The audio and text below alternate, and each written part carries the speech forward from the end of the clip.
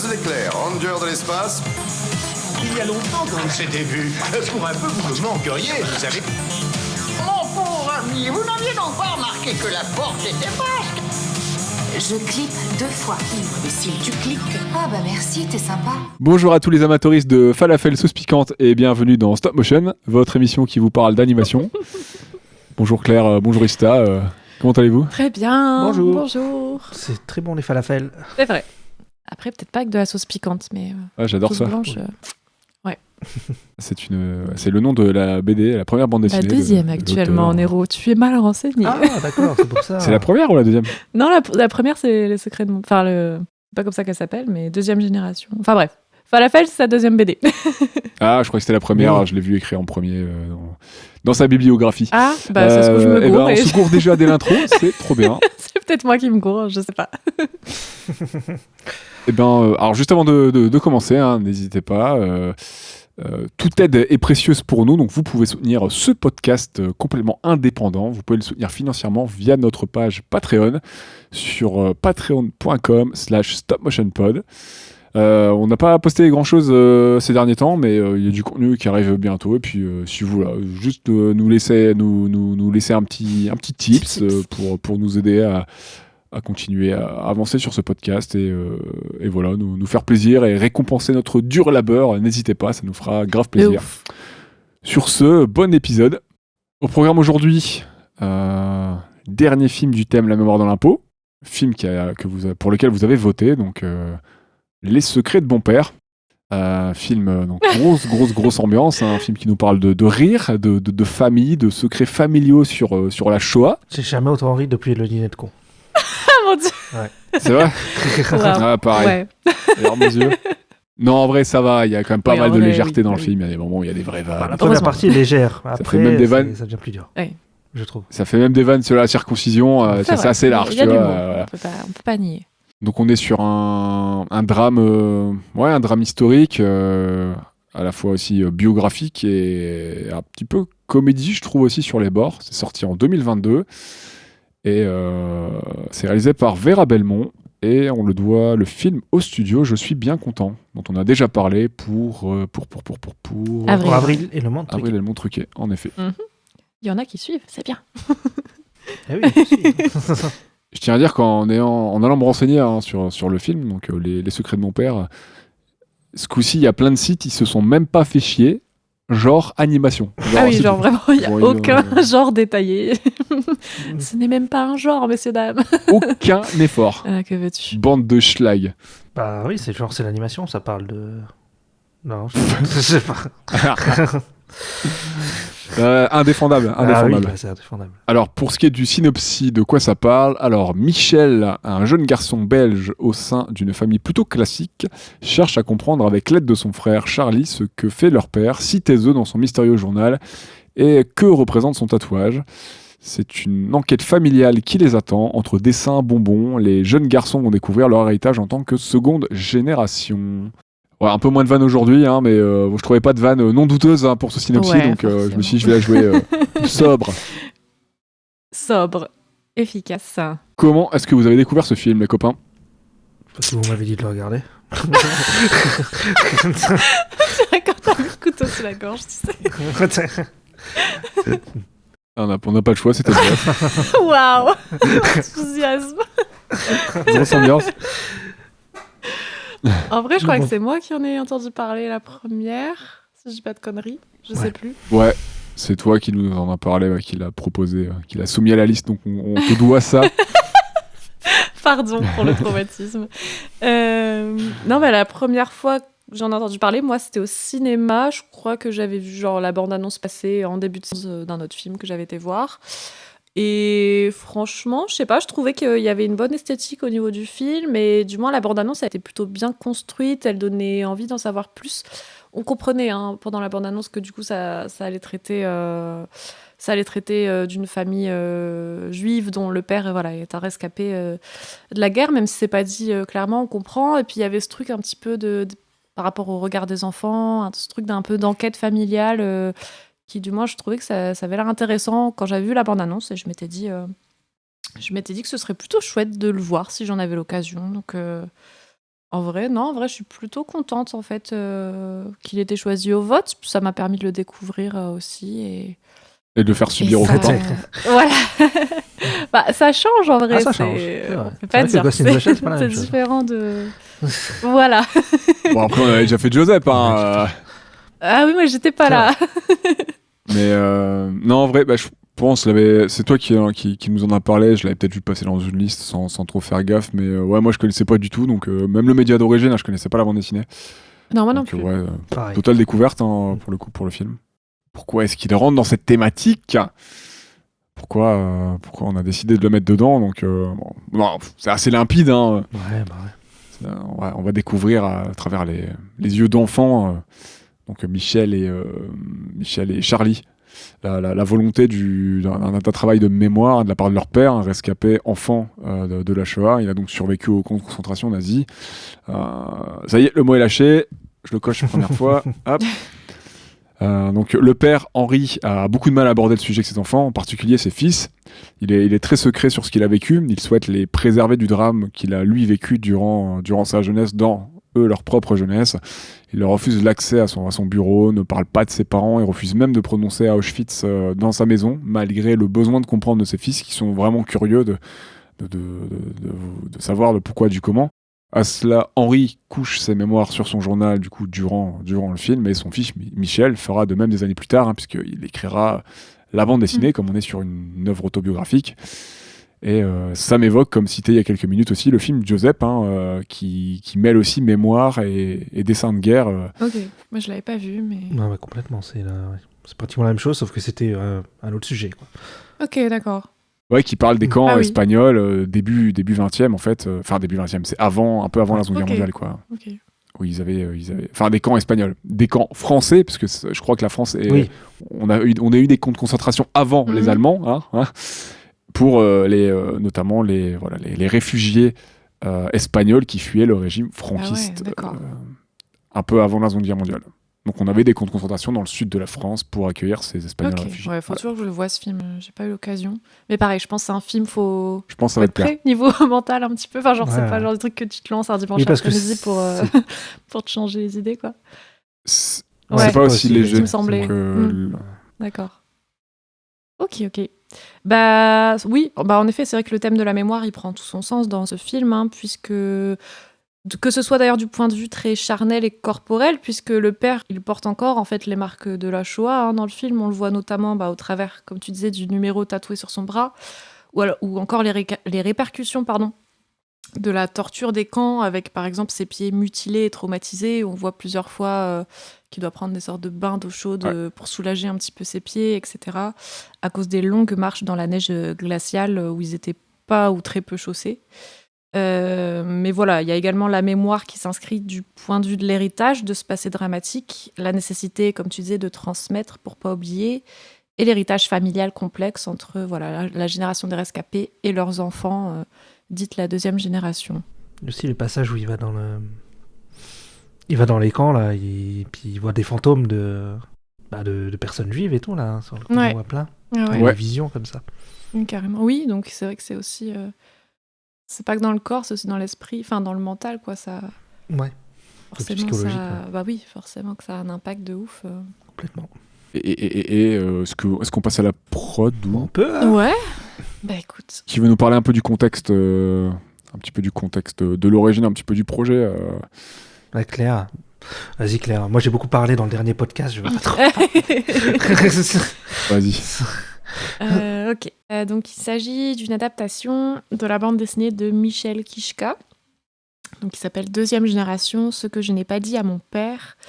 Donc sorti chez Dargaud en 2012. Ah bah oui, c'est vrai, c'est 2012. Comment ? Non, excuse-moi, je t'ai coupé. Non, oui, c'est vrai que tu disais que c'est sa première bande dessinée, mais oui, c'est vrai que c'est 2012. J'avais oublié que c'était... je le voyais plus récent, mais non, ils ont mis 10 ans à acquérir les droits et à faire le film, donc oui, c'est 2012 en fait. Oui, la BD est beaucoup plus ancienne que le film, en effet. Ouais. Donc c'est un récit autobiographique et familial, comme on disait. Témoignage de sa vie d'enfant Bien que la BD recouvre beaucoup plus que son enfance, je crois qu'elle recouvre une période de plus de 50 ans apparemment, là où le film a voulu être plus concis, puisqu'il ne pouvait pas couvrir une période aussi Ouais, il large. disait qu'ils avaient fait pas mal de coupes, mais que lui, il avait beaucoup apprécié le Ouais. film. Hein, Tout à fait, ouais. Ouais. Donc, témoignage de sa vie familiale et de ses parents, donc rescapés de la Seconde Guerre mondiale. Ça n'empêche que c'est un récit, apparemment, j'ai pas lu la BD, mais empreint d'humour, de quotidien, d'anecdotes touchantes ou bien sûr tragiques sur le passé de son père. Mais voilà, aussi sur l'impact de l'histoire, avec un grand H, sur ses enfants de rescapés. Et eux, comment en fait ils ressentent et vivent un peu cet héritage, ce lourd héritage. Donc Michel Kishka, c'est un auteur de bande dessinée israélo-belge. Il est spécialisé dans la caricature notamment politique. Il est très influencé par la bande dessinée belge, puisqu'il a lui-même grandi là-dedans. Il qualifie lui-même son style de caricature réaliste, située entre Gaston Lagaffe et Tintin. C'est vrai que quand on regarde les images, les graphiques de sa BD, c'est quand même bien différent du film d'animation. Ouais, rien à voir. Ouais, tu les vois d'ailleurs en générique de fin, j'ai vu. Oui, même au cours du film, tu les vois aussi. J'ai bien aimé le fait qu'ils, durant le film, ils introduisent, ils mélangent plusieurs médias. Il y a aussi de la photo, il y a aussi il y a pas mal de trucs sympathiques, j'ai trouvé. Il a sorti un autre album, Falafel sauce piquante, qui est sorti toujours aux éditions d'Argo en 2018. Donc c'est bien la deuxième, ouais. Ok. Et il en a écrit que 2 des albums, je crois. Il a dessiné d'autres petites BD par-ci par-là, mais en tant qu'album, il n'y en a que 2 qui sont sortis. En 2008, il remporte le trophée de la bande dessinée israélien, Cariel Gardoche. En 2011, il est fait chevalier des lettres et des arts par Frédéric Mitterrand, qui est alors ministre de la Culture. Toujours en 2011, il reçoit le prix Doche de la bande dessinée, et en 2019, le prix Francine et Antoine Bernheim. Ok, mais il n'a pas bossé il a bossé dans un journal aussi, non? Il a fait des caricatures. Oui, journal, il faisait des caricatures aussi pour les journaux. Il a été professeur. Oui, il est. Il a fait beaucoup de trucs. Okay. Ouais. En fait, la caricature, c'est vraiment son style de base. Et en fait, il vendait ses caricatures à des journaux, etc. aussi. Ouais, journal israélien, moi je crois que j'avais vu. Oui. Bosser pour un journal israélien. Oui, ouais. notamment, ouais. Et voilà, en gros, pour la petite biographie de Michel Kishka. Le film a pris 10 ans à se faire, entre ce que disait Vera Belmont, la réalisatrice, entre l'achat des droits et la mise en chantier. Est-ce que tu veux nous parler un peu de Vera Belmont, Claire Honnête? D'accord. Donc c'est Vera Belmont qui a adapté cette œuvre au cinéma. Elle est réalisatrice, scénariste, productrice et actrice française. C'est la réalisatrice notamment de Rouge Baiser, sorti en 85, Marquise, sorti en 97, ou encore Survivre avec les loups, sorti en 2008. Les Secrets de c'est son premier film d'animation. Il était important pour elle de conserver l'aspect graphique de l'œuvre originale, surtout qu'elle avait pour but de réaliser un film un peu plus léger peut-être que le support de base, puisqu'elle souhaitait aussi s'adresser à la jeunesse. Et elle trouvait que le média de l'animation, ça semblait plus adapté pour cet objectif-là, pour essayer de mêler, en effet, une certaine légèreté à une histoire beaucoup plus sombre, et avec un but pédagogique aussi. Elle est elle-même de confession juive, et elle a été fortement touchée par sa lecture de l'œuvre de Michel Kishka, puisqu'elle a aussi sa propre histoire personnelle de petite fille cachée durant la guerre, et elle a voulu évidemment mettre de soi aussi dans son œuvre et réadapter la BD et en faire un film dans ce sens-là. Donc c'est vraiment adapté de la BD de Michel Kishka, mais comme expliquait Michel Kishka, c'est vraiment une réadaptation. Lui, finalement, il a eu peu de regard sur tout ça et ça a été vraiment retravaillé. Et il y a aussi beaucoup de Vera Belmont dans ce film, évidemment. Ouais. Elle a pas autant ce qu'il y a sur le personnage de la mère, tu sais, parce que la mère, elle raconte qu'elle est cachée dans la... Oui. C'est vrai. Cachée dans la cave pendant. C'est un personnage ans, auquel elle s'identifie, c'est vrai. Je sais pas du tout, mais il y a moyen. Je pense, hein. Là, pour citer Vera Belmont, dans une interview qu'elle a donnée, elle dit que la grande question des secrets de mon père est celle qui m'agite depuis toujours, et surtout, donc ouvrez les guillemets, comment des gens ont-ils pu survivre dans les camps et comment sont-ils parvenus à vivre après? Donc ça anime et c'est une des grandes questions du film. Et pour ce qui est du choix de l'animation, elle dit le choix de l'animation n'est pas neutre. En effet, par son élégance et sa précision, le dessin permet de représenter l'irreprésentable et d'aborder les questions les plus graves avec légèreté et humour, à l'instar de Mouse d'Art Spiegelman. Cette distance est nécessaire pour ne pas accabler le spectateur Oui, sous c'est le intéressant. pathos, pour lui donner l'occasion de rire et de réfléchir. Ouais. Et ouais, je suis plutôt d'accord avec ça. Et c'est l'avantage d'utiliser de l'anime, un style graphique qui du coup va donner une patte particulière et peut-être plus de recul que si on avait fait un live peut-être qui aurait été... je pense que l'humour serait peut-être moins passé et peut-être moins permissif, même si on avait suivi le récit aux yeux des enfants, quoi, à travers les yeux des enfants, quoi. Je sais pas si je suis d'accord, parce que j'aime bien Jojo Rabbit, qui est un film live action qui se passe pendant la Seconde Guerre mondiale. Je sais pas. Et c'est avec des enfants, mais tu vois, et tu suis un enfant. Ok. Mais ouais, je vois ce qu'elle veut dire, quoi. Je vois ce qu'elle veut dire. Bah, c'est surtout que c'est plus permissif l'anime et tout de suite ça te met une petite. Tu vois, c'est ce que disait aussi. On citait un peu cet exemple aussi pour d'autres raisons. Enfin, non, même pas, parce que ça restait pour des choses un peu graves, mais on en parlait aussi pour Le Sommet des Dieux, quand je prenais l'exemple des alpinistes qui disaient que en animation c'était pas mal, puisque ça permettait d'avoir du recul et de montrer des choses qu'on pourrait peut-être pas forcément montrer en live, en fait, ou faire ressentir avec des images particulièrement graphiques et. Plutôt des métaphores de ce que tu pouvais ressentir, tu vois, là où en live c'est plus compliqué, quoi. Ou alors en live tu vas utiliser des effets spéciaux, mais ça revient à faire de l'anime, tu vois. Oui, si on part par là, oui, après oui. Donc elle a travaillé sur le scénario, Vera Belmont, elle a coécrit le scénario avec Valérie Zenati, qui est une écrivaine, traductrice et scénariste française, qui a vécu plus de 8 ans en Israël. Elle axe principalement son travail autour de la figure de l'enfance, écrivant d'ailleurs beaucoup d'ouvrages destinés à la jeunesse, de la guerre, de l'impact de l'histoire sur l'individualité et le parcours personnel des femmes et des hommes. Plusieurs de ses ouvrages sont récompensés et adaptés au cinéma. Donc, La bouteille dans la mer de Gaza, sorti en 2005, par Thierry Binisti, adapté par Thierry Binisti en 2012. En retard pour la guerre, sorti en 2006, adapté par Alain Tasma en 2009. Et Jacob, sorti en 2013 et récompensé de multiples prix, dont le prix méditerranéen 2015. Ok. Alors, elle explique avoir été particulièrement touchée par la complexité de l'œuvre de Michel Kishka, qui a su développer un récit original autour du point de vue de l'enfance, de ses questionnements et de ses fantasmes sur la vie des parents, mêlés de fraîcheur et d'humanité, loin, dit-elle, des clichés du travail de la mémoire historique, très lourd et compact, et d'une simplification de l'histoire liée à un certain regard porté sur les victimes. Ouais, c'est le fait de se concentrer sur les enfants. Là où Joseph, on suit Joseph, on suit un adulte, donc c'est forcément plus dur et tout. Et là, en fait, quand t'as un enfant qui se questionne, t'as aussi le côté pédagogique qui marche avec ça, qui est plutôt sympa. Et le regard un peu jeune et candide que tu peux avoir quand tu découvres et que t'es pas au courant, là où Joseph, c'est comme si on aurait suivi Henri finalement, voilà, par exemple. Qui nous avait raconté son récit à la sortie des camps. Pendant les camps. Si c'est comme Joseph, c'est pendant les camps. C'est pendant qu'ils sont enfermés, etc. Ouais, mais du coup, qui lui nous les aurait racontés des années plus tard, un peu comme Joseph quand il revient sur son passé.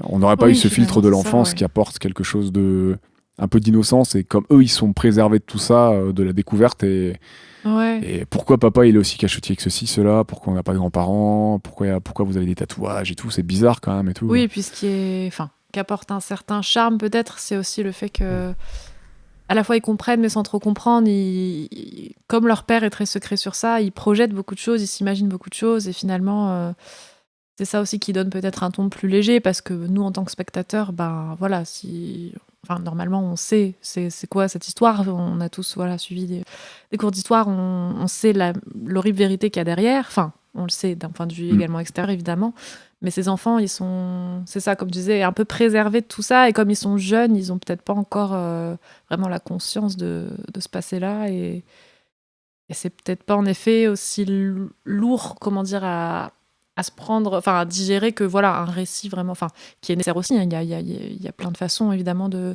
témoigner et de tout ça, mais là, disons que c'est peut-être un peu plus léger, et c'est ce qui apporte aussi cette plus, tu vois, où on passe de moments peut-être parfois un peu graves, un peu durs, à des moments un peu plus légers, et ça soulage peut-être un peu plus le spectateur aussi, d'avoir fait ça comme ça, quoi. Ouais, c'est de toute façon, c'est ce que disait Valérie Zenati, elle en parle dans une interview. C'est vraiment cet aspect-là un peu qui change aussi. Cet aspect plus léger. qui rend pour elle, à ses yeux, le projet intéressant, et une des raisons pour lesquelles elle a voulu travailler dessus. C'est que ça change et c'est moins grave, en fait. Enfin, c'est moins grave. On se concentre moins sur l'aspect grave au premier plan. Et en toile de fond, il reste des événements graves. Il y a de la gravité en toile de fond, mais on a plus de légèreté quand on les cite, quand on les narre et quand entre guillemets, nous, on les redécouvre, même si tous les trois, on est au courant de ce qui s'est passé. On les redécouvre à travers des yeux des enfants. Et je trouve que c'est ça qui fait passer plus facilement la chose, puisque des récits qui parlent de la Seconde Guerre mondiale, des déportés et tout, il y en a plein, des films, Ouais, il je suis y en a plein, d'accord. il y a des séries. Et je trouve que ce qui fait que ce projet sort un peu du lot, notamment, c'est cet aspect-là, quoi. Est-ce que tu nous parlerais pas un tout petit peu du studio Je suis bien content, Je suis même bien si on l'a content. déjà abordé. Oui. Mais c'est vrai que j'aime bien ce nom de studio, ça me plaît. Enfin bref. Donc oui, studio Je suis bien content, spécialisé dans la production de films d'animation, créé en 96 par Frank Ekinci et Marc Jousset. C'est pas la première fois en effet qu'on l'aborde, puisque ce studio de production a aussi produit notamment Avril et le monde truqué, sorti en 2015, sur lequel nous avons fait un épisode, mais aussi Persépolis, sorti en 2007 de Vincent Paronneau et Marjane Satrapi, Le jour des corneilles de Jean-Christophe Dessin, sorti en 2012, ou encore Dans la forêt sombre et mystérieuse, sorti en 2019 de Winchluss et Alexis Ducor, mais aussi également sur des courts-métrages ou des séries d'animation telles que Last Man, sorti en 2016. Chef-d'œuvre, à la semaine, partir par de contre. 2016. Regardez. Hein. J'ai dû voir les 2 ou 3 premiers épisodes à la nuit de l'animation. Ouais, faut que je Ah, termine ouais, aussi, si, ouais. si. Et Persépolis, c'est incroyable Pareil, aussi. ouais, Oui, je l'ai pas vu. Persépolis, c'est... Ouais, en effet. Qui on a au casting On a du Qui monde. c'est qui fait On a toute la famille Kishka. Ah non, oui, j'ai ok. Exactement. Sauf les sœurs, j'ai pas Donc. trouvé l'info. De la faute de quoi? Pour les sœurs, mais bon, on les voit moins à l'écran. Ah oui. Ah oui, c'est vrai qu'il y a deux. Oui, il y a 2 filles. Hmm. Donc, ouais, vas-y, je vais dire. Alors, il y a Michel, il est joué. Donc, c'est Michel Jeune, il est joué par Esteban Oerti. Adulte, il est joué par Arthur Dupont. On a Charlie, donc le frère, qui est joué par Gabin Guénoun. Henri Kishka, donc le père, qui est joué par Jacques Gamblin. Et Lucia Kishka, qui est la mère, qui est jouée par Michel Bernier. qui avait déjà travaillé d'ailleurs avec Vera Belmont. Ah d'accord. D'accord. Mais je sais plus sur quel film. Mais elles ont déjà travaillé ensemble. Le film est nominé pour la catégorie meilleur film d'animation au Festival francophone d'Angoulême en 2022 et aux Lumières de la presse étrangère en 2023. Il a reçu le prix des collégiens et le prix des lycéens aux écrans juniors de Cannes en 2022. Et il a été sélectionné puis projeté au Festival d'Annecy pour l'édition 2022, donc de l'année dernière. Ah, c'est peut-être là-bas que je l'avais vu le titre passer alors quand je regardais les ouais. Ouais, séries. parce que le programme, il était dedans. Ouais. Ça doit être ça. Ouais. Alors, on passe au film ? Allez.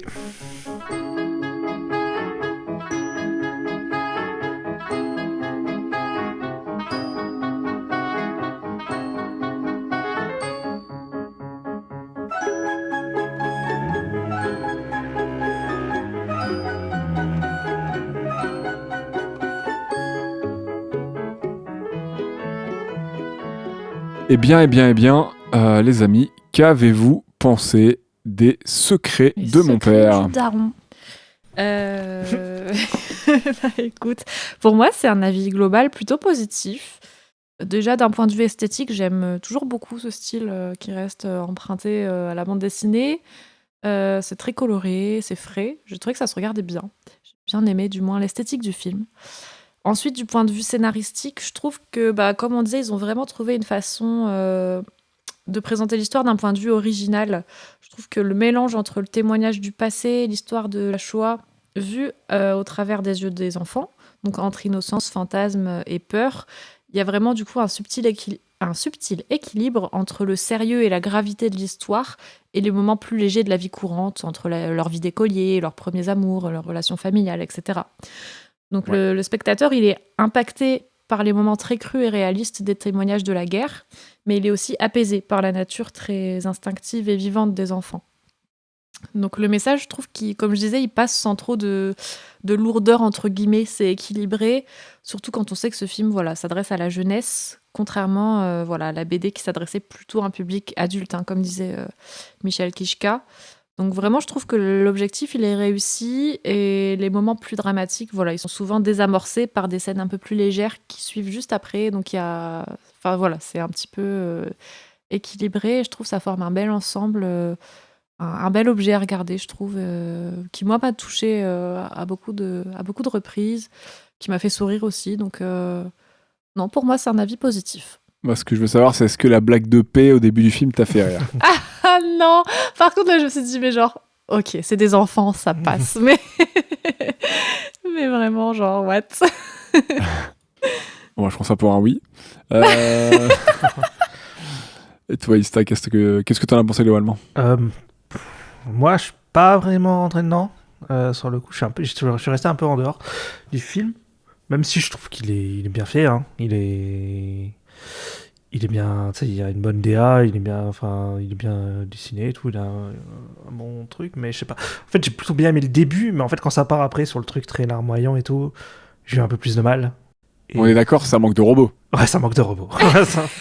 Mais c'est vrai que je pense que j'ai du mal avec les récits historiques en général, même en film live et tout. Que moi, j'aime bien partir dans des univers un peu inventés et tout. Voyager un peu. J'aime bien voyager, ouais. Et sur le coup, quand c'est des trucs très terre à terre et tout, j'ai un peu de mal. Et donc, c'est pas un film qui m'a vraiment touché, quoi. Sur le coup. Ok. Mais c'est un bon film. Bon, déjà, on sait que t'es pas révisionniste. Non, pas du tout. Pourquoi je suis révisionniste? Parce que t'as dit que t'aimes bien les récits inventés, etc. Donc, part du principe que c'est réel. Ouais, petite vanne, allez, on se détend. Le mec, au début, dit bon, allez, je vais pas trop faire de vannes, c'est un sujet sérieux. Puis là, ça fait, je sais pas, 15 qu'on enregistre, genre, non, c'est bon. Ma nature reprend le dessus. La nature reprend le dessus. Ouais, faut lâcher un peu du lest, tu vois. Faut pas être trop sérieux. Bah écoute, de mon côté, c'est aussi plutôt positif. Bon, on va pas se mentir. Je connaissais pas le sujet du film quand j'ai lancé. Ah, pareil. Et lorsque j'ai lu avec le soutien de la Fondation pour la mémoire de la Shoah, je me suis dit, ok, on est bien dans une coprod française. Il n'y a pas de doute, hein, les drames sur la Seconde Guerre mondiale, c'est un classique chez nous. Mais passé cela, en vrai, j'ai vite compris un peu le ton du film, qui serait beaucoup plus léger, et de percevoir la tragédie de la Shoah, comme on disait, à travers les yeux de Michel et Charlie, qui sont préservés de tout ça par leur père. C'est plutôt sympa, je trouve, pour aborder ce pan vraiment sombre du XXe siècle, et spécifiquement la Seconde Guerre mondiale. Et ça couplé à l'anime qui est très stylisé, donc bande dessinée avec une DA très colorée, alors que la BD est en noir et blanc. On a l'humour et la présence du dessin, moi ça me parle, hein, qui est connecté aussi à l'histoire par la caricature. C'est pas, encore une fois, sans rappeler les témoignages illustratifs dont on a parlé dans Joseph.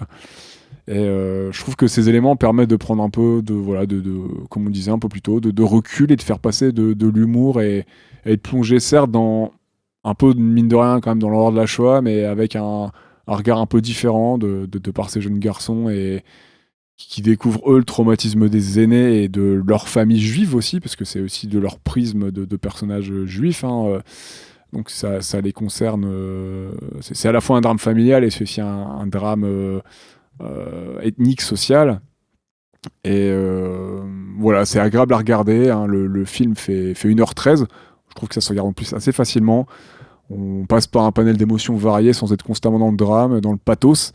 Et c'est sympa, ça va. J'ai passé un bon moment, et je pensais que ça va. Je me suis dit ça va peut-être faire vachement Reddit avec d'autres films peut-être que j'ai vus. J'ai des films qui abordent la Seconde Guerre mondiale, j'en ai quand même vu quelques-uns. C'était une de mes passions, entre guillemets, quand j'étais gamin. Bizarre, hein, comme passion. En vrai, je comprends. C'est quelque chose que j'aimais bien étudier. Pareil. Et donc là, de voir ce prisme-là avec un peu plus de légèreté et de vanne, ça fait du bien, y compris pour l'aborder et en parler. Ça permet, d'ailleurs, comme dit plutôt Michel Kichka dans une de ses interviews, le fait de casser un peu l'horreur, l'aspect un peu,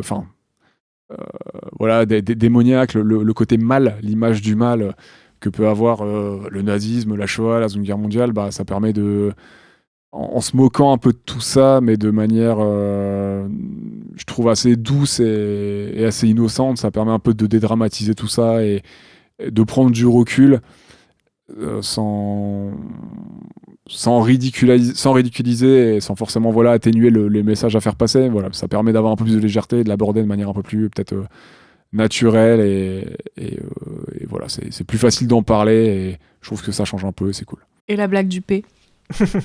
Et la blague du P, la blague du P, ça fait des vannes sur les prépuces, sur la mort de Jésus aussi. Mais en fait, c'est ça que j'ai aimé. Tu vois, t'as le droit. T'as le droit d'aller jouer au foot. T'as le droit d'aller jouer au foot et tu vas pas au cours de catéchisme. C'est parce que t'as tué Jésus. On m'a dit. En fait, c'est des vannes drôles comme ça, qui sont sympas, qui sont vraiment un peu des vannes de gosses. Et Quand c'est les gosses, ouais. ça passe. Et ça participe au fait que tu suis vraiment des enfants. Je trouve, ils font enfant. Oui, en fait. clairement, je trouve que c'est une bonne représentation de l'enfance qui est pas. Je sais pas comment dire. C'est assez insouciant et candide. Et à la fois, tu vois, t'as la dure vérité aussi de ce que c'est que les enfants. Enfin, je sais pas comment dire. C'est pas non plus idéalisé en mode ils sont tout mignons, tout gentils. Enfin, je les vois dans leur quotidien, quoi. Je trouve ça intéressant. On voit plusieurs. Après, j'ai quand même l'impression que c'est Facettes. plus les adultes qui sont un peu des connards, quoi. Il y a beaucoup d'antisémites, j'ai l'impression, dans l'histoire, là. Enfin, t'en as plusieurs, quoi. Ouais, puis il y a des vannes, genre quand il appelle les trois gars, Michel et ses deux copains, ses deux autres copains juifs là dans la pension. Oui, Abraham, là, machin, il dit Abraham, ouais. je sais plus quoi. Ouais. Abraham Jacob, je crois, Ouais. et je sais plus qui, mais il cite des noms connus et classiques. Il y a ça, il y a le Confession hébreu. le père Ouais. de la fille. Sa Qui petite jette un copine, seau d'eau. ouais. T'as le mec aussi dans le bar, là. Pendant le procès, il dit ouais, non, il a pas fait autant. Oui, et tout, c'est ça des doit être un peu conneries, je sais pas quoi. exagéré. Ouais. Ah oui, ça évoque le révisionnisme, ouais. Ouais, T'as des carrément. trucs Ouais. comme ça. Mais c'est cool qu'ils évoquent Oui, en fait, tout ça, mais de manière très succinct. On Ouais. fait pas des caisses, tu vois, c'est des petites Oui. phrases par-ci par-là qu'on pourrait entendre dans la vie de tous les jours, hein, finalement. Oui, bien sûr. Et, c'est intéressant parce qu'on voit que ça fait partie de leur décor en fait et de leur vie. Et du coup, je trouve que tu le prends d'autant plus au sérieux qu'ils mettent pas forcément le doigt dessus en disant regardez, ces gens ont des propos antisémites, machin, etc. Mais on voit que ça fait partie de leur quotidien et je trouve que c'est d'autant plus intéressant et percutant parce que tu te dis limite c'est des banalités, tu vois, alors que ça devrait pas l'être, mais t'as l'impression Ça, que pour eux c'est des banalités parce que voilà, ils entendent ce genre de choses et qu'en fait c'est des propos horribles, mais voilà, ça fait partie, comme tu dis, du décor et c'est intéressant de ne pas l'avoir mis en premier plan et parce que je trouve que c'est d'autant plus percutant et tu te rends d'autant plus compte que c'est des propos complètement ahurissants, quoi. Des fois, ouais. Je suis d'accord.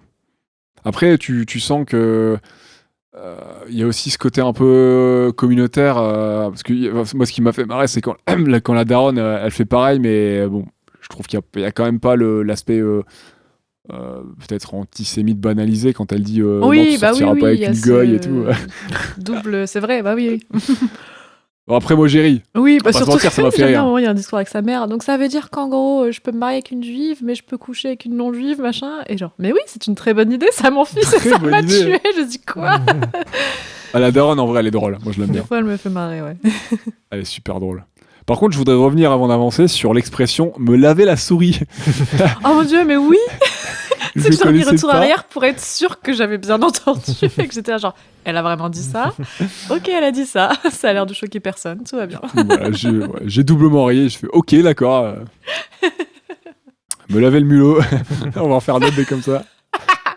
On peut faire tous les rongeurs, ça passe, je trouve. Quelle est votre séquence favorite?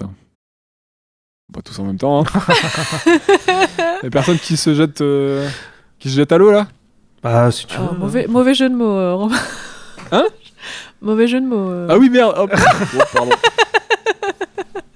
J'avais déjà oublié. Non, justement, bah, je parlais tout à l'heure de la scène du bar, là, enfin de la scène où il y a le procès de Aaron, comment il s'appelle?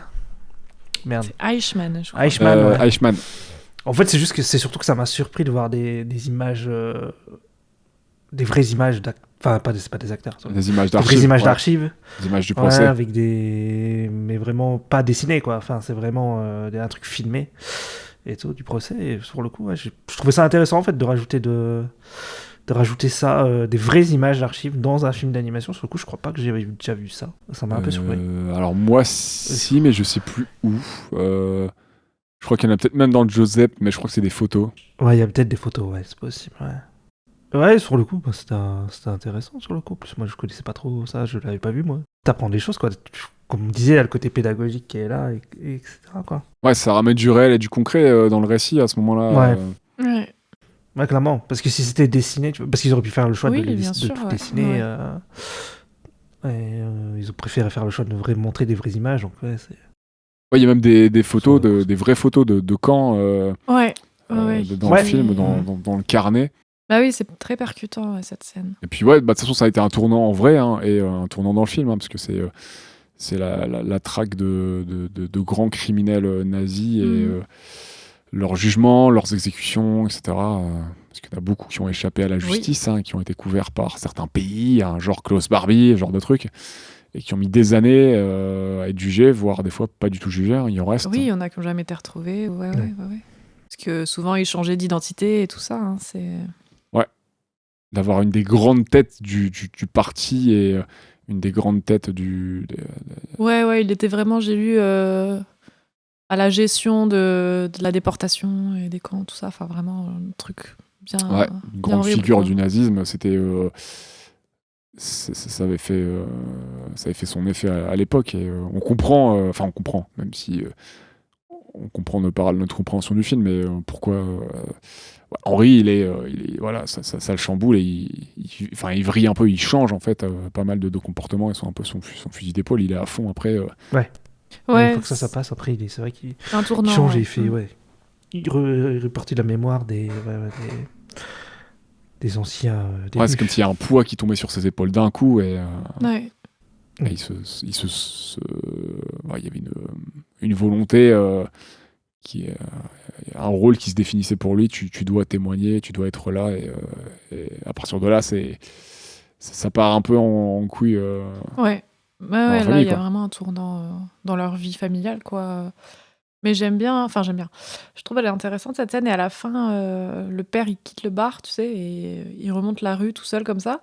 Et il y a le point de vue, du coup, des enfants depuis le bar, où, pour le coup, là, tu vois les quatre, les deux sœurs et les deux frères, qui regardent leur père s'éloigner, comme ça, un peu interlocuté. C'est pas ça le merde. Interloqué. Genre, pourquoi il s'en va, tout ça. Et je trouve il y a vraiment ce truc un peu métaphorique aussi ils regardent leur père s'éloigner, tu vois, et c'est un peu annonciateur du coup de ce qui va se passer, voilà, ensuite dans leur vie familiale, quoi. Et elle est assez percutante, cette scène, c'est clair. Ouais, puis voilà, ça te rappelle aussi que tu regardes une biographie, tu regardes un récit Un biopic. un peu biopic, autobiographique, et que on parle de faits qui sont vraiment passés. Ça te rappelle que tout ça, ça a vraiment existé, que c'est pas...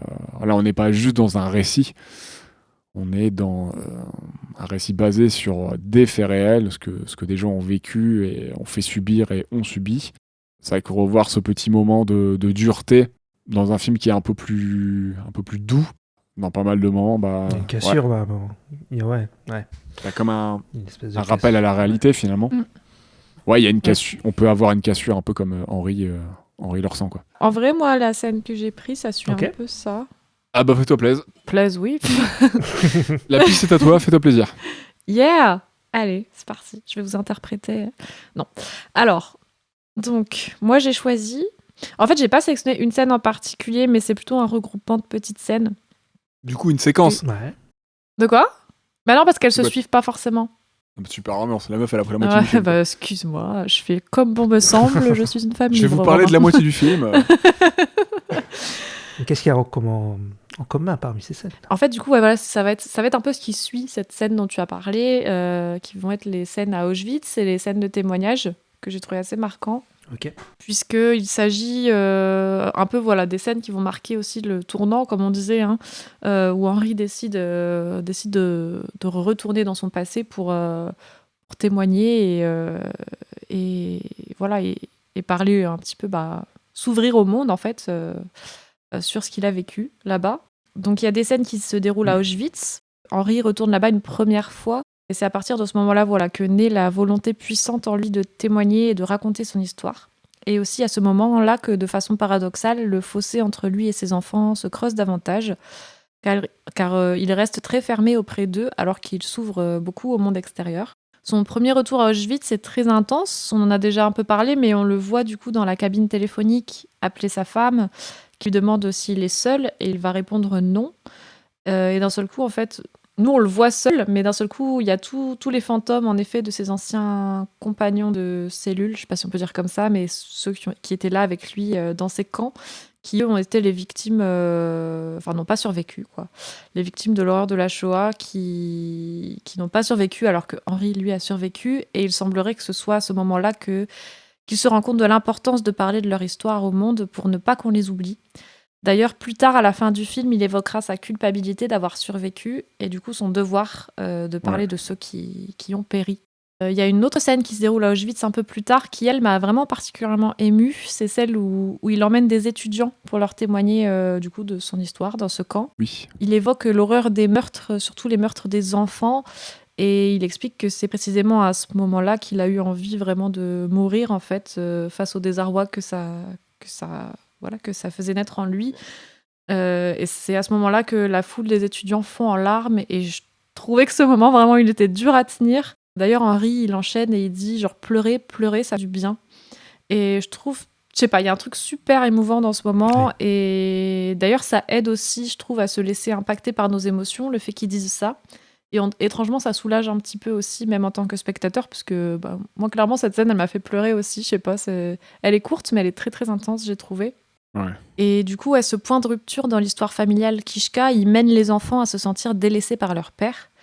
Michel, il commence à trouver son père égoïste, il comprend pas son besoin de se placer en tant que représentant officiel de la parole des déportés. Il lui dira même à plusieurs reprises, t'es pas le seul rescapé, les autres ils peuvent parler aussi, etc. Et il voit son père se placer, comme il dit, au centre de l'histoire du témoignage d'Auschwitz et ne rien laisser d'autre exister à côté. Lui et ses frères et sœurs ne trouvant pas leur place dans ce moment de la vie d'Henri. Et d'ailleurs, Ouais, pardon, excuse-moi. Parce qu'il leur a pas expliqué, hein. Non, excuse-moi, c'est moi. Il leur a pas expliqué, oui, enfin, voilà. Du coup, ils pourquoi comprennent c'est pas aussi pourquoi important. c'est important et pourquoi il est aussi impliqué dedans, même s'il les délaisse un peu. Oui. Eux, ils peuvent pas comprendre, ils sont jeunes. Et tout le paradoxe, parce qu'il a ce besoin de témoigner, mais en fait pas auprès de ses proches, ses enfants. Alors peut-être pour les préserver, on sait pas, hein. Il y a peut-être un fond de paternité, tu vois, où il veut protéger ses enfants un petit peu de cette souffrance, mais eux, du coup, en effet, ça crée un fossé où ils comprennent plus leur père. Elle lui dit plusieurs fois à Charlie, hein, t'es trop jeune, plus tard, oui. je peux pas te dire plus ça tard, maintenant, c'est ça, ouais, c'est trop dur. Non, complètement. Et d'ailleurs, malheureusement, du coup, ce cheminement, il mènera à un autre drame, celui de la mort de Charlie, qui s'est décidé un après-midi à vouloir suivre et rattraper son père, malgré que celui-ci lui avait dit de ne pas le suivre, et qui, en fait, va subir un accident. Il va tomber accidentellement et se noyer en tombant d'un pont en construction. Et je trouve métaphoriquement aussi, la manière dont c'est filmé, dont c'est montré à l'écran, ça nous montre aussi le besoin de Charlie de se rapprocher de son père et de rattraper un peu la distance que Henri a voulu mettre entre lui. Enfin, a voulu. En tout cas, je sais pas s'il l'a voulu, mais il l'a mis entre lui et ses enfants. Et là, ce sera vraiment le point de rupture définitif entre Michel et son père pendant de nombreuses années. Et il nous fait, en fait, je trouve, ça nous fait aussi prendre l'impact de la Shoah, même sur les vivants, sur ceux qui ont survécu ou ceux qui n'ont même pas forcément vécu ces horreurs-là, mais qui en sont les héritiers. En fait, cet horrible moment de l'histoire, il n'aura de cesse de perpétrer des drames et des traumatismes et des combats encore actuels, et ça a encore des répercussions, comme on peut le voir dans la famille de Michel et Charlie, et j'imagine plein d'autres familles. Et finalement, cette histoire, elle place pas forcément Henri en tant que figure irréprochable. Au contraire, elle nous montre aussi un homme marqué par ce qu'il a vécu, évidemment, mais les dérives et les impacts que ce passé de survivant peut engendrer sur lui-même et sur son entourage, du coup, comment eux, ils le ressentent, ils se sentent blessés, ils voient leur père comme finalement quelqu'un d'égoïste qui mènera même à la perte d'un de leurs enfants. Donc c'est assez dur quand même. Et c'est ce qui fait que je trouve que cette histoire, elle a quand même un ton de justesse, parce que c'est pas, enfin, je crois que c'est l'une des 2 scénaristes qui disait ça, Valérie, j'ai oublié son nom, Zanetti. Elle disait que la BD l'avait touchée justement parce que ça montrait pas les survivants sous un point de vue un peu idéalisé ou fantasmé, tu vois, qu'on peut avoir. C'est vraiment le récit d'un point de vue déjà biographique, puisque c'est l'enfant d'un rescapé, mais ça va montrer aussi Il y a l'aspect les différents... humain Ouais, et il y a la famille de tous les jours qui permet de rapporter en fait les hauts et les bas, les petits exactement. soucis que en fait être rescapé ou avoir un héritage aussi lourd à porter peut engendrer. Et il y a autant la vie de tous les jours qui est importante dans le film, Ouais, l'impact le fait que d'être ça un a petit sur tes garçon proches, bien voilà, sûr. juif, Ouais, le ouais, fait ouais. d'être un petit garçon tout court avec les filles, avec les petites bêtises que tu fais, Ouais, que, voilà, c'est ça. Ça brasse... que l'héritage brasse familial, la les vie de manière drames, générale, les quoi. questions Ouais, qui se ouais, ouais. posent liées à leur héritage, tout ça. Tout est mélangé et tout a de l'importance et c'est ça qui est chouette. Ouais. Complètement. Ouais, et puis cette tension aussi qu'il peut y avoir entre le fait que eux c'est des enfants de rescapés, donc ils ont malgré eux comme ce poids, cet héritage sur les épaules, et on sent qu'à la fois ils veulent se détacher un peu de ça et vivre leur vie en fait, tout simplement. On le voit beaucoup aussi au travers de la grande sœur qui se fight un petit peu souvent avec la mère en disant mais moi je suis pas toi, quand est-ce que tu vas comprendre que moi aussi j'ai ma vie, moi je veux faire ci, je veux faire ça, tu vois, alors que la mère elle est très, très protectrice aussi, ce qu'on peut comprendre, tu vois. Et il y a cette tension un petit peu, parfois, même s'il y a beaucoup d'amour aussi au sein de cette famille. Mais du coup, c'est intéressant de voir tout ça et de brasser tout ça et tous les paradoxes aussi qu'il peut y avoir dans ces scènes-là. Et voilà, c'est pour ça. Je voulais parler un petit peu de ces scènes-là qui m'avaient touchée et ce que ça venait aussi, comment ça venait aussi impacter l'histoire générale et la famille, quoi. Après que voilà, le père ait décidé de témoigner, tout ça, quoi. Ouais, il y a un bon mélange de tout ça, je trouve, et l'aspect familial et train-train quotidien, je trouve qu'il est bienvenu dans le récit et ça permet de quelque chose aussi d'assez équilibré, je trouve. Et ouais, tu t'attaches aux personnages qui sont un peu nuancés, parce que même Michel, par moment, il est un peu dur avec. En tant que jeune garçon, un peu plus âgé, avec Charlie, des fois il est un peu dur et tout. Mais c'est cool, ceux qui font. Ça peut être le genre de choses que tu fais aussi gamin et tout. Et ils sont assez naturels. Ouais. Et toi, ta scène, Nero? Alors, moi, ma séquence, ça va être celle de la caricature des SS dans la cuisine. Donc, comment tourner au ridicule, le symbole un peu du cauchemar de la Seconde Guerre mondiale.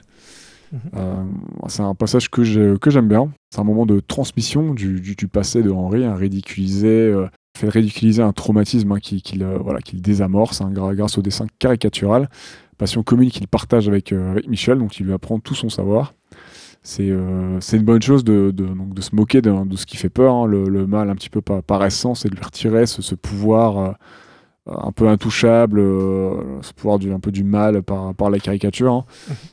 Sachant que juste avant cela, il dévoilait un peu à ses fils qu'il avait travaillé dans les camps, pieds nus et dans la neige par moins 35 degrés. Voilà, là on a un souvenir heureux dans l'enfance de Michel. On a quelque chose une petite bulle colorée et un peu de bonheur dans l'enfance de Michel. C'est un moment de partage, de rire et de connexion avec son paternel qui se livre un peu au travers du dessin. Ouais. Il se livrait déjà un petit peu dans une séquence où il dessinait Hitler et tout, il rigolait dessus. Quand il a ramené son bulletin de bonnes notes de l'école. Ouais, elle est pas mal cette scène aussi. Et on est dans cette continuité-là, donc je sais plus ce qu'il disait dans l'autre séquence, je suis le... Ah oui, je suis un truc Ouais. marrant sur Hitler. Je sais plus, je suis la revanche sur Hitler. Oui, c'est ça, je suis la revanche sur Ouais, Hitler. c'est ça. Je suis la revanche sur Hitler. Et c'est marrant qu'il déambule d'ailleurs dans toute une partie du quartier en créant ça. Ouais, il y a un truc très surprenant, quoi, qui vient donner d'autant plus un ton léger à un truc très grave. Ouais, c'est ça, avec cette phrase un peu genre impactante quand même, quoi. Et pas mal séquence. Voilà, donc c'est un souvenir d'importance également, puisque cela accompagne donc la passion de Michel pour le dessin, qu'il continuera de pratiquer toute son enfance pour devenir le dessinateur de presse lors de sa nouvelle vie en Israël.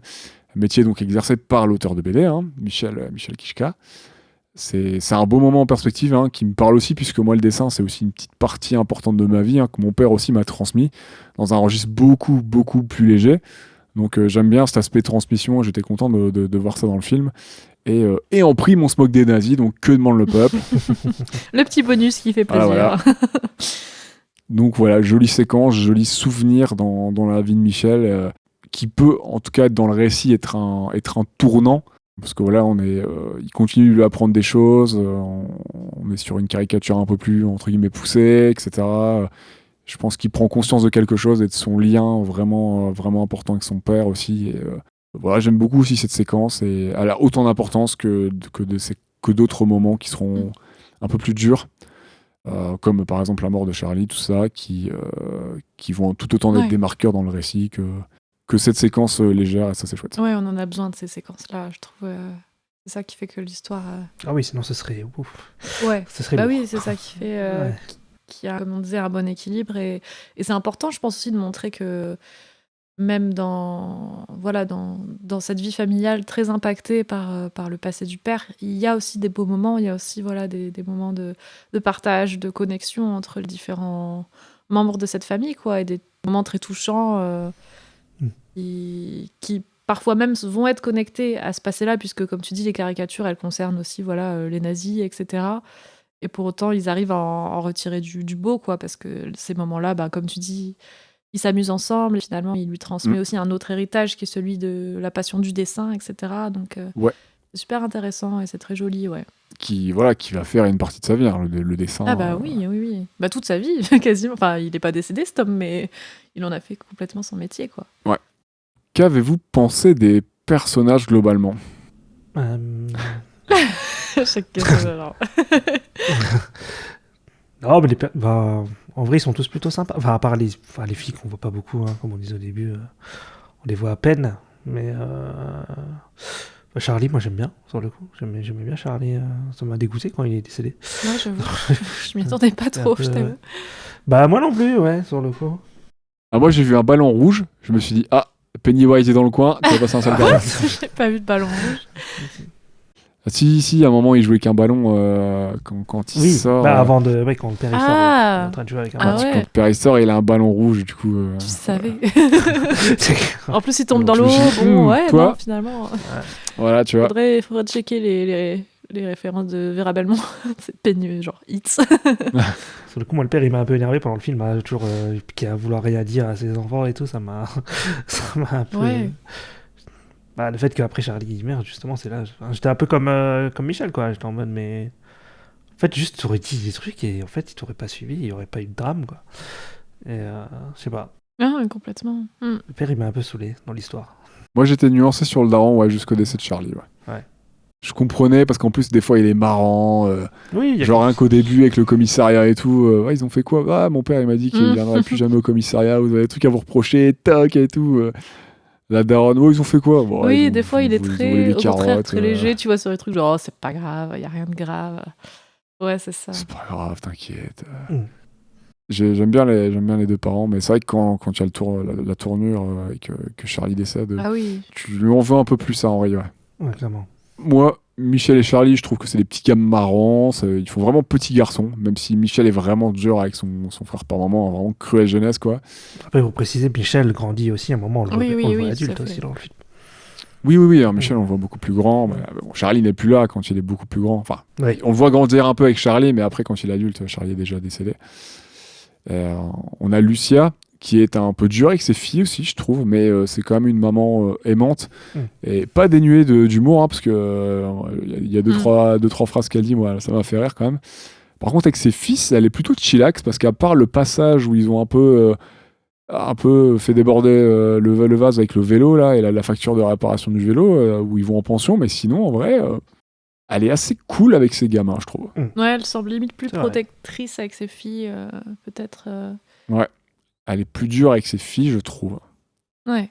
Qui sont un peu plus en retrait. Oui, finalement. Oui, non, parce qu'elle les laisse partir. À la fin, elle va à Londres, je sais pas. Ouais, parce que parce qu'elle a râlé pendant des années. Donc, la plus grande des filles, on connaît leur centre d'attention. Elle va partir à Londres pour travailler dans les milieux musicaux. Et la plus jeune, elle, la cadette, elle sera dans... Couturière, elle va partir en tant que dessinatrice de mode pour Paris, enfin sur Paris. Quand elle dit, ouais, bon, si c'est l'Exode, allez-y. Ouais, c'est ça, tout le monde ouais. qui parle. Ouais. D'ailleurs, je me suis dit, bon. Petite. La mama. La maman, c'est ça. Mais oui, moi, je suis plutôt Le mélodrame. d'accord. La relation fraternelle entre Michel et Charlie, c'est vrai qu'elle est teintée de moquerie, de taquinerie. Parfois, c'est dur. Mais je trouve que ça en fait quelque chose d'assez réaliste, puisqu'en fait, finalement, Charlie, comme tous les petits frères, il veut tout faire avec Michel. Et Michel, comme tous les grands frères, finalement, il prend soin de Charlie, mais il aimerait bien qu'il lui lâche la grappe de temps en temps. Finalement, le personnage de Henri, je trouve qu'il est aussi intéressant et complexe, comme on disait, parce qu'on comprend tout à fait en fait son besoin de témoigner, évidemment, et d'honorer les victimes des camps et son besoin de transmettre.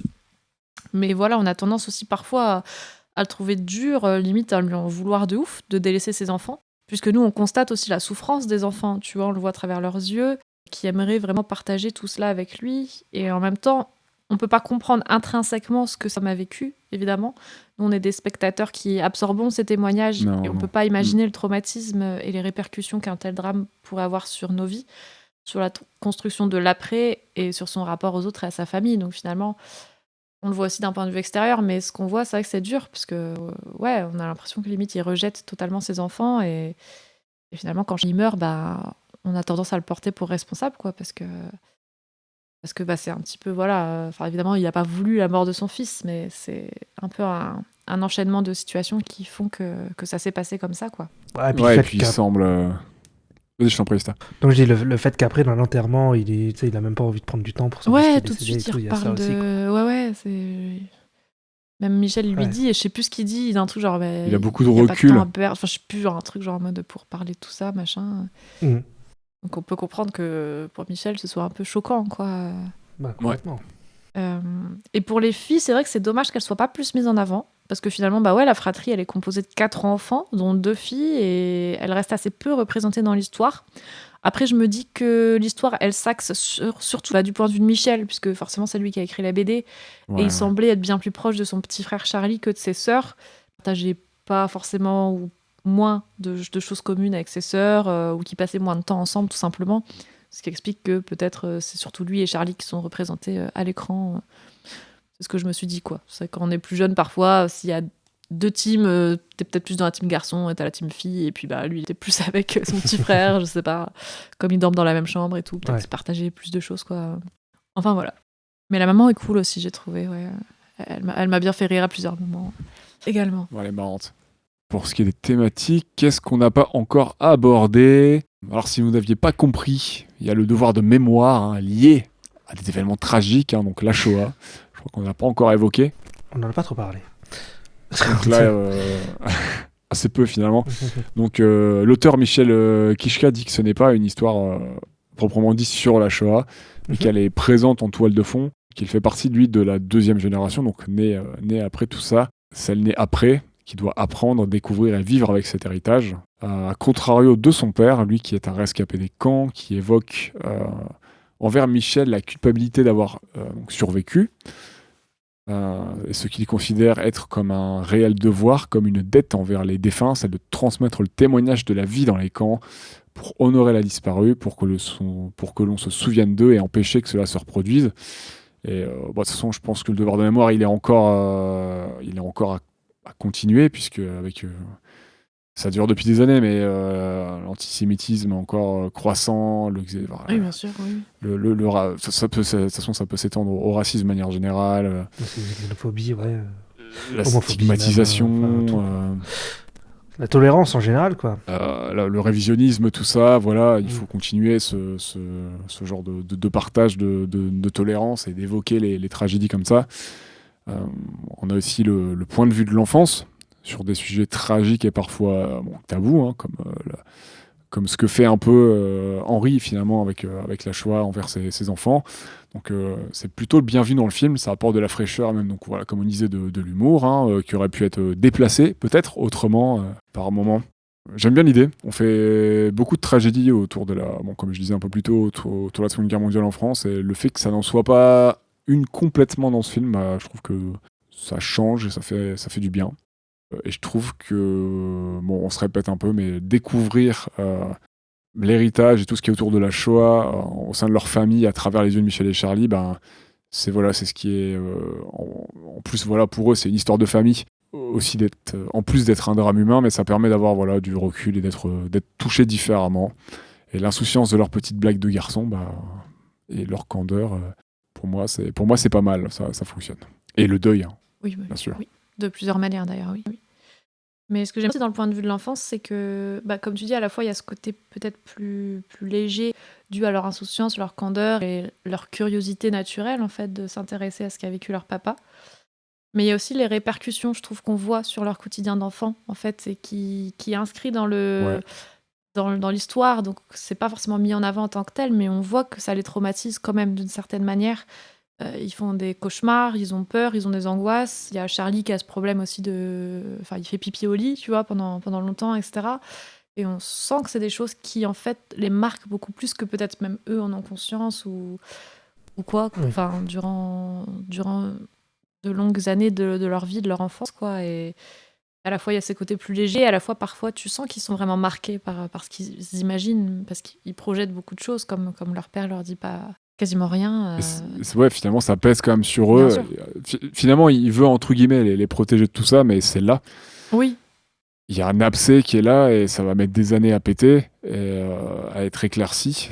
Alors que peut-être si certaines choses avaient été évoquées plus tôt, ça serait peut-être un peu mieux passé. Et mine de rien, il veut les préserver, mais il peut pas les préserver de tout et ça a quand même un impact sur eux finalement. Ouais, il y avait aussi le sujet de la discorde familiale, dans le sens où la thématique de l'héritage, elle implique aussi toutes les émotions liées à ce passé des parents, particulièrement du père, comme on disait, survivant des camps de concentration. Cependant, c'est pas le seul point de vue, puisque l'histoire, elle est narrée vraiment du point de vue de Michel, mais aussi globalement des enfants de la famille, enfin, surtout Michel et Charlie, qui doivent aussi apprendre à vivre et grandir auprès de ce lourd passé familial, qui pèse malgré eux sur leurs épaules. Donc il y a toute cette tension entre l'envie de savoir, l'envie que leur père se confie à eux, et il y a une vraie rancœur aussi d'être mis de côté et de vouloir vivre leur vie, comme on disait, sans ce poids constant en fait de la Shoah sur leurs propres histoires personnelles, et de se sentir délaissés par leur père. Le tragique d'ailleurs se répétera, comme on disait, avec la mort de Charlie, pour laquelle Michel en voudra énormément à son père, rejetant la faute sur lui. Donc il y a cette barrière intergénérationnelle où chacun a ses défauts, ses combats, ses colères, mais à la fois il y a ces points de connexion, ce quotidien familial, comme ces moments intimes partage entre Michel et son père, comme tu disais, par exemple avec le dessin, qui est leur passion commune. Donc voilà, Ouais. on voit beaucoup de choses dans ce film et voilà, je trouve que c'est un beau portrait familial aussi, de manière générale, quoi. Je suis plutôt d'accord avec ce portrait bien brossé. Bien brossé. Ça me fait rire. Pour la partie plutôt technique, anime, musique et tout.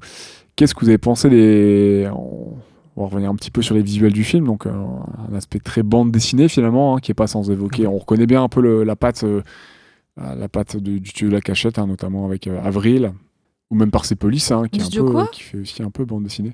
La Cachette, oh là là. La Cachette Ah oui, non mais La Cachette, ils font... C'est pas La Cachette. Le studio, je suis bien content. Ah, La Cachette, c'est ceux oui. qui font Primal, c'est ça. Ouais. Oh là là là. La Le fatigue, studio, je suis bien ça content. marche. On reconnaît, C'est ok. Ouais, on va dire ça. Je sais pas pourquoi je pense à La Cachette. Donc on reconnaît bien leur style, on reconnaît Ouais. leurs pattes. Oh, j'adore. Et, J'aime bien. donc on est sur une full animation 2D, numérique. Bah voilà, vous en avez pensé quoi globalement? Ouais, il y a un côté un peu comme Avril, ouais, sur le...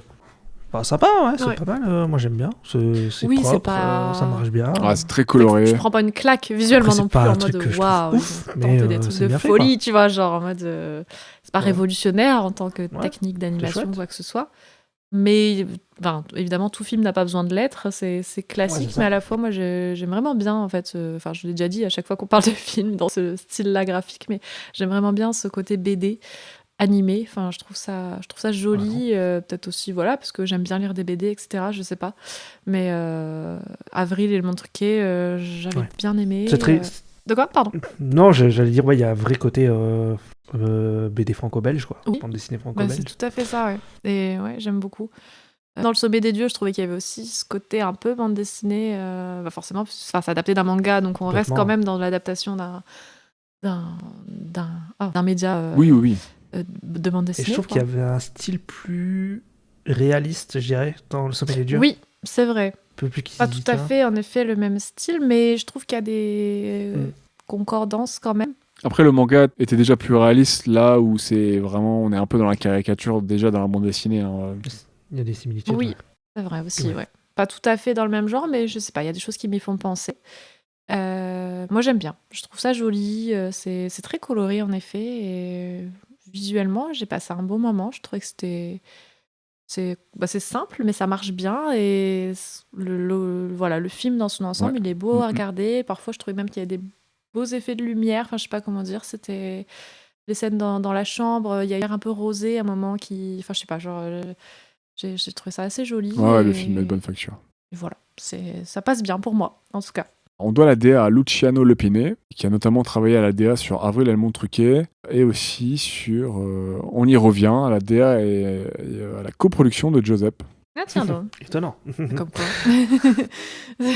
Et on a Adrien Gromel, qui est le directeur de l'animation, le superviseur de l'animation sur le film, et qui a été aussi directeur artistique sur Petit Vampire. Non, directeur de l'animation sur Petit Vampire, pardon. Qui est sorti il y a 2 ans, quelque chose comme ça, 2 ans et demi. C'est Ah oui. 2020, ouais, j'avais regardé tout à l'heure. J'ai pas vu, mais ok. La musique, qu'avez-vous pensé de la musique ? La musique, c'est Elliot Kovrigarou, compositeur, réalisateur français. Il est d'ailleurs le petit-fils de la réalisatrice, donc Ah, ok. Vera Belmont. Vraiment Il une histoire de disait, famille. donc on est dans une histoire de famille. Dans tous les sens du terme, dans la musique, que ce soit dans le livre. Ouais, j'avoue. Donc, il a réalisé le film et composé la musique de Venise sous la neige. Il a composé la musique du Grand Retournement, sorti en 2013, et Un si joli mensonge. Et il compose aussi pour du docu et du jeu vidéo. D'accord. D'accord, ok. Et qu'avez-vous pensé de la musique ? Non, c'est normal. Bah, pour Ouais. être, je m'en souviens pas forcément beaucoup. Il me semble que c'est une sorte de petite mélodie. Mélodie au piano, ouais. Ouais. Je crois que j'avais trouvé ça joli quand même dans son ensemble, mais enfin, ça m'a Oui, pas c'est joli. non plus percuté, tu vois, en mode waouh, enfin la musique incroyable, mais ça appuyait bien et ça soutenait bien le projet du film, je pense, Mhm. parce que j'avais trouvé ça plutôt cohérent, je pense, en regardant le film. Il y a même des moments où c'est assez émouvant, parce que ça vient appuyer certaines scènes assez dures.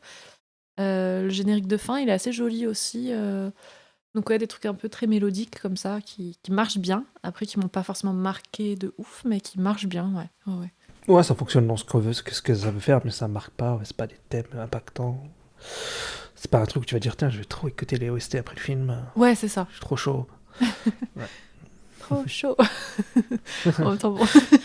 Ouais, je suis plutôt d'accord. Elle fonctionne bien dans le film. C'était chouette. Il y a de jolis moments de la guitare, du chant, du violon, des clarinettes, du piano. C'est vraiment. J'ai pas plus d'accroche que ça. Je l'ai réécouté tout à l'heure entre deux en préparant le podcast. Mais ouais, ça m'a pas plus marqué que ça non plus. C'est assez.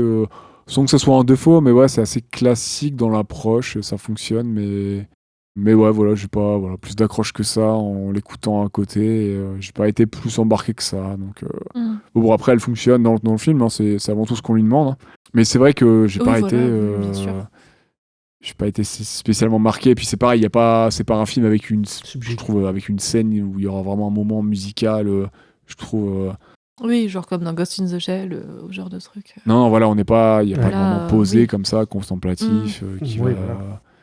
Qui va juste imprimer visuellement et auditivement, par exemple. Ou le Sémé des Dieux, là, quand il Ouais. allait sous l'Everest, Ouais, un le truc très épique. côté un peu clip musical. Ouais. C'est pas, voilà, il n'y a pas cette intention-là, donc sinon je pense que peut-être il y aura peut-être ça nous aura peut-être plus marqué, à voir. Ouais. Y a pas une scène qui se dégage vraiment, je trouve, dans le film, en fait. C'est très... comment dire Ouais. c'est tout dans la même lignée, quoi. Enfin, y a pas à un moment une scène plus, tu sais... Ouais. Tu dis, ah ouais, cette Je trouve scène, l'émotion, ouais, elle est un truc dégagée de ouf. autrement, en fait, que Non, par la tu vois, musique. ça. C'est pas forcément ce qui. C'est Enfin, triste. ça appuie les moments, tu vois, genre Ouais, c'est les ça. intentions, les émotions, Ouais. tout ça, mais Mm. c'est pas ce qui en ressort le plus, je trouve, en effet. Je le mettrais dans les films qui sont principalement lidés par leur récit, et pas forcément... exactement. parce que Ghost, Ouais, plutôt. le récit est important, mais la vibe de ce que ça dégage, il y a vraiment des moments, par exemple, contemplatifs, posés, De ouf. et on peut peut-être, de toute façon, continuer tout doucement, parce que là, on va devoir choisir quel film nous a le plus plu. Oui. vu qu'on Ouais. clôture cette petite Sur la trilogie, La mémoire dans la peau. Et pas celle avec Matt Damon. Et c'est vrai que ces moments posés, par exemple dans Ghost, sont appréciables et ça permet aussi de marquer, même si la musique elle est incroyable dans Ghost, mais Oui. ça permet aussi d'imprégner peut-être aussi auditivement dans notre cerveau ce genre de séquence, hein, Ouais, ce genre de son. oui. Je pense que l'intention n'est pas forcément la même, en effet, Mm. au niveau de ce qu'on veut nous montrer en tant que, je sais pas, en tant que scène d'animation ou de film. Enfin, là, dans Ghost, il y a vraiment, comme tu dis, des scènes très contemplatives où c'est pas vraiment. Enfin, si, il y a le récit qui est impactant, mais il y a zéro dialogue, tu vois, sur certaines scènes et tout passe par l'image et le son. Donc, ce qui est pas Ouais. le cas dans ce film-là du tout. C'est pas du tout la même façon de montrer les choses, ni le même récit du tout, mais On est d'accord. Eh bien, l'heure est arrivée. Est-ce que vous avez autre chose à ajouter sur ce film ou est-ce qu'on clôture l'épisode sur la sélection de notre épisode favori ? eh bien oui, je pense qu'on peut Mhm. clôturer, non? Je pense aussi. Eh bien. Est-ce que l'un d'entre vous pourrait rappeler les 3 films ? J'ai encore un trou de mémoire, je cherche Moi, je le me souviens plus premier du depuis tout à premier. l'heure. Attends, c'était quoi le Ouais. premier? Bon, Atlantide, Ah, Ah, c'est Atlantide. ça. L'Empire perdu, Ghost in the Shell et Les secrets de mon père. Heureusement Voilà. que t'es là, Néro. La mémoire. La mémoire du Voilà, groupe. c'est... La mémoire dans la peau. Ça va très bien avec ces Exactement. thèmes. Allez. Donc, qui commence et pourquoi ? Bon, pour moi, je peux commencer. C'est Ghost in the Shell. Il n'y a pas de débat. J'en c'est fini. tombe des nues.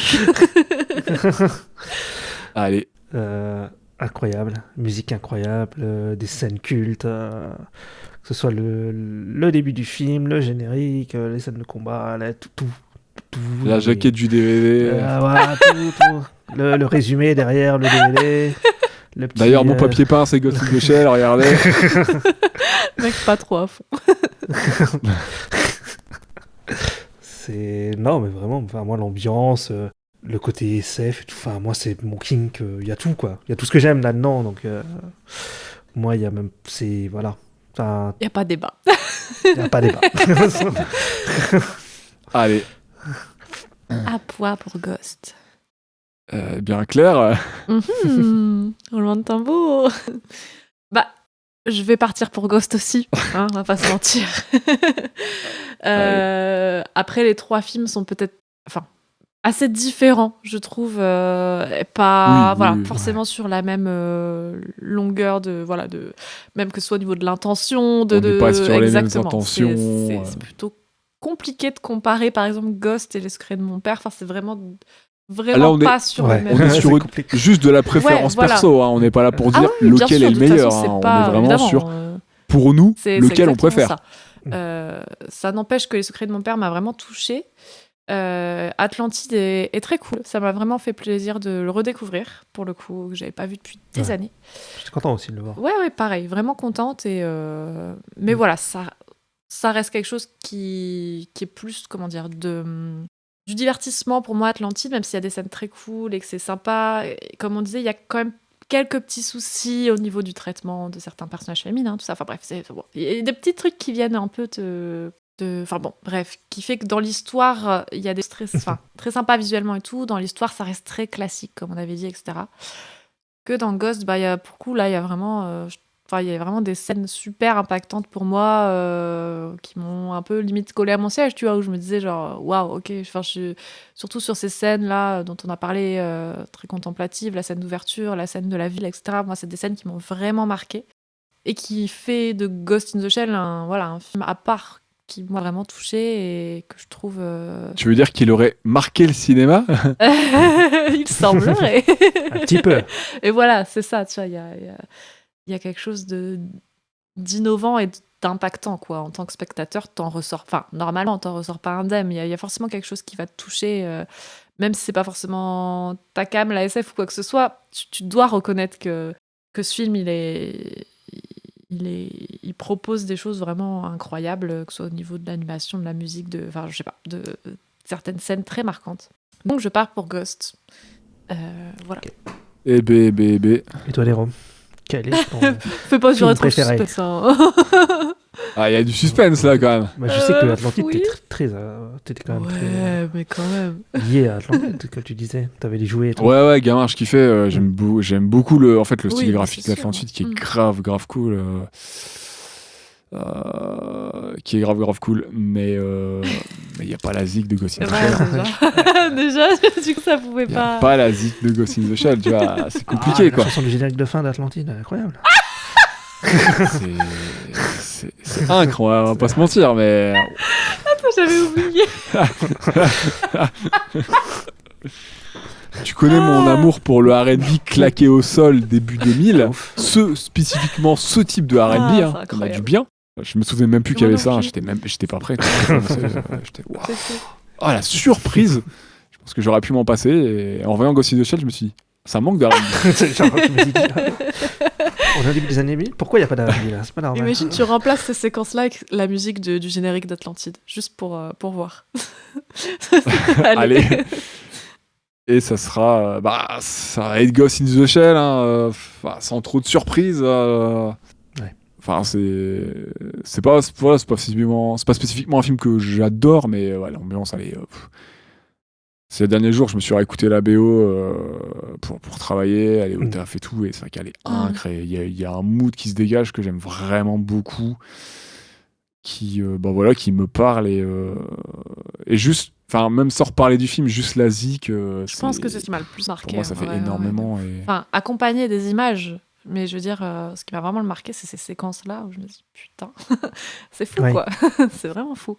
Bah moi, à l'époque, ce qui m'avait le plus marqué, c'était la zik. Et là, en le revoyant, ce qui me reste le plus, j'aime beaucoup. C'est pas un film que j'adore, mais j'aime beaucoup le film quand même. Hein.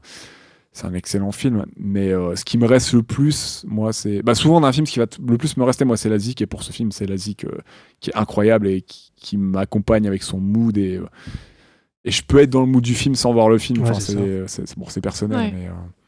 Mais, voilà, Atlantide, c'est très sympa, mais c'est très sympa. Voilà, c'est ça.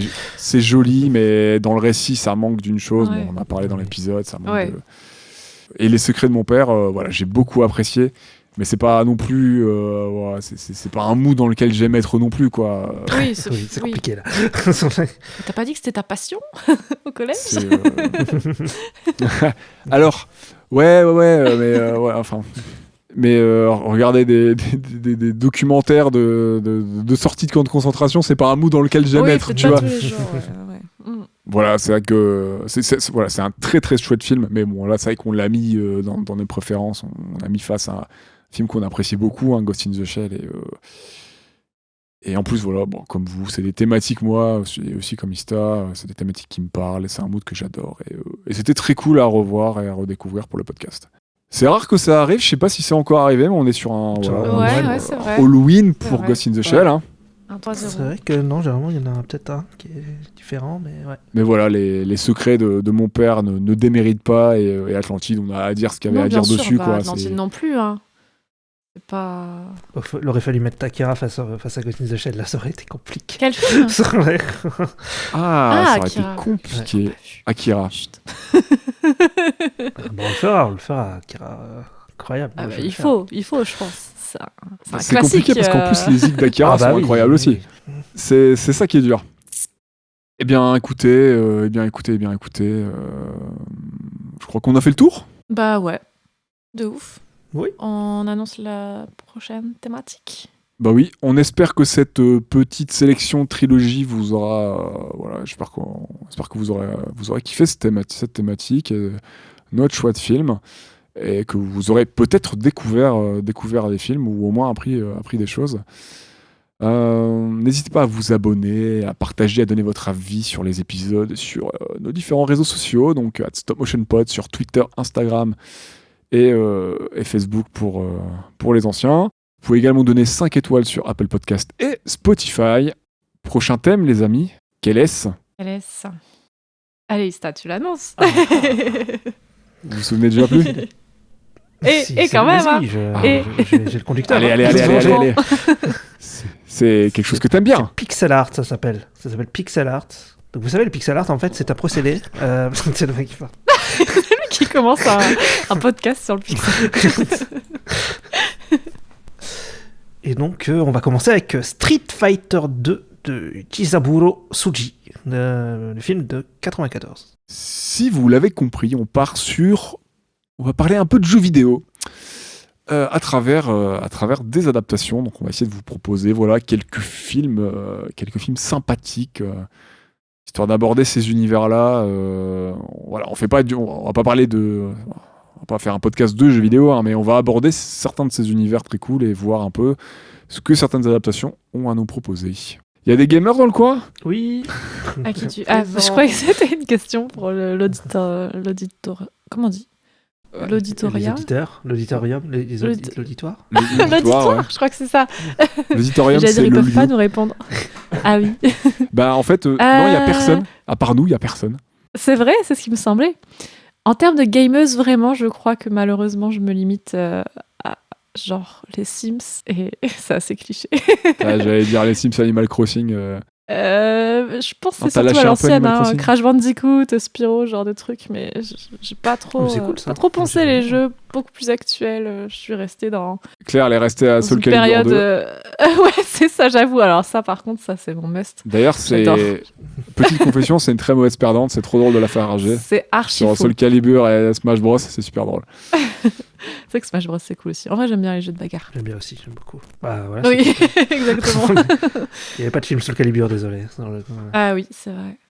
Ils auraient pu. Ils Ils ont auraient pas fait, pu. je crois. En tout cas, ce qui existe, c'est notre Discord. Hein. N'hésitez pas à nous rejoindre. Hein. Stop Motion Pod sur Discord. jolie Si vous voulez transition. venir discuter de jeux vidéo et de films avec nous, Bah, n'hésitez pas. alors oui, mais pour trouver l'adresse, soit tu vas soit sur le Twitter, il y a l'adresse du Discord, soit sur le site stopmotionpodcast.fr.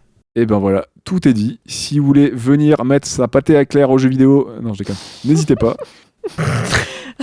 Elle ragera avec plaisir. C'est pas un challenge très difficile. Je suis Tout le monde très rage, nulle aux moi jeux aussi. vidéo.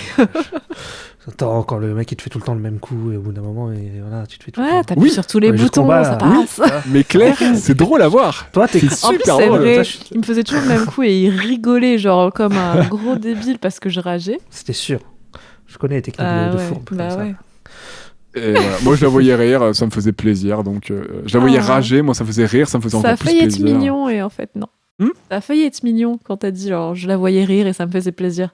Ah non, c'est pas ça que je voulais dire. En fait, c'est je moi la voyais qui rager. qui pleurait. Mais ça, c'était super drôle. Oh, c'est méchant. Mais Nero est méchant. Sachez-le, messieurs, dames. On a aussi un podcast qui s'appelle Ultimate. Si ça vous intéresse, il y a quelques épisodes de sortie.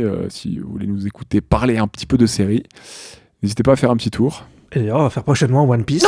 Je veux dire, je suis pas au courant. Faut que je m'y mette. En vrai, je sais pas comment non plus. Bah, il se tape, hein, C'est une blague. c'est une Claire a une Ah, c'est la pas une grosse goutte, goutte il y a là, une ouais. bouteille, il y a un litre qui est tombé de son front, littéralement. blague. Ok, bon, on va faire Détective Conan, ça va.